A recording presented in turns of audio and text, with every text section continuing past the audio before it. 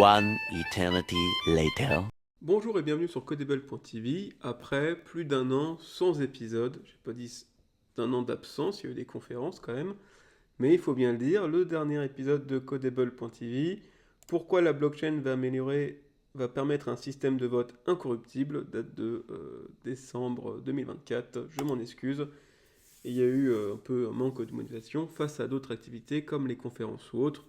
Ce n'est bien évidemment pas un manque de contenu, puisque le contenu, il y en a non-stop grâce à nos chers médias politiques et bureaucrates parfois non élus. Nous sommes sans cesse abrogés des réglementations en sanction à un flot de conneries ininterrompu depuis un an.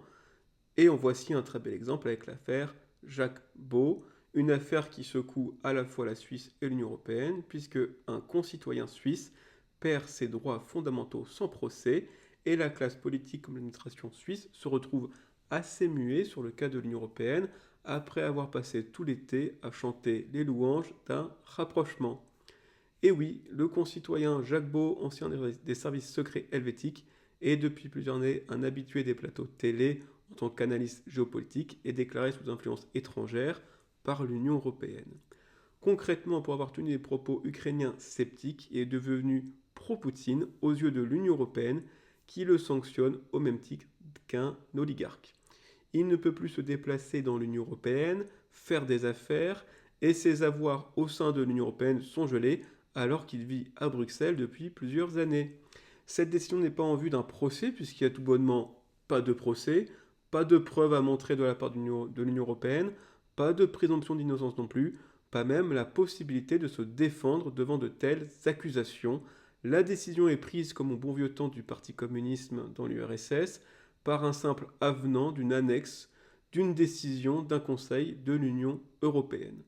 Ce qui doit être une affaire diplomatique semble être minimisé par la presse et la classe politique qui n'y consacre que peu d'articles. Comme la RTS avec un titre minorant la gravité, Jacques Beau va interpeller l'Union européenne suite aux sanctions à son égard. Avec un tel titre, on s'attend à que les sanctions soient 20 000 francs 20 000 euros de sanctions de l'Union européenne, un truc assez petit.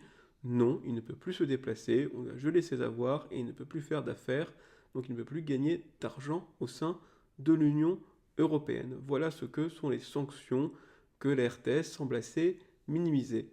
Ou encore on a le Temps qui semble catégoriser la liberté d'expression comme une hérésie de droite, l'UDC, l'extrême droite suisse, vole au secours de Jacques Beau, ancien espion suisse sanctionné par l'Union européenne. Donc leçon de propagande magistrale donnée par le Temps. Si vous voulez discréditer quelqu'un ou un combat ou une idée, vous avez juste à la rattacher à l'UDC ou à l'URN ou à n'importe quel groupe d'extrême droite que vous avez sous la main. Donc Jacques Beau qui parle publiquement d'un conflit hors de la Suisse, hors de l'Union européenne, vous avez juste à le rattacher à l'UDC pour aussitôt faire des titres qui discréditent le cas de Jacques Beau. Magnifique exemple de propagande de la part du Temps, qu'ils y vont toujours sans forcer. Cette même classe politique s'est montrée beaucoup plus bavarde tout l'été, et oui, suite aux 39% de droits de douane infligés par Donald Trump, là, face à ce revers pour la Suisse qui n'aura duré que 6 mois, des articles vantant les bienfaits de l'Europe pullulaient dans les médias et les partis politiques. Suisse Info titrait les bienfaits d'un rapprochement avec l'Union européenne, notamment sur les bilatérales, quand le Temps parlait déjà d'une adhésion. Et oui, toujours eux. Le meilleur revient quand même au Parti socialiste suisse qui nous explique le 5 décembre, soit 10 jours avant les sanctions envers Jacques Beau, que le rapprochement Suisse-Union européenne apportera plus de, j'ouvre les guillemets, plus de sécurité juridique.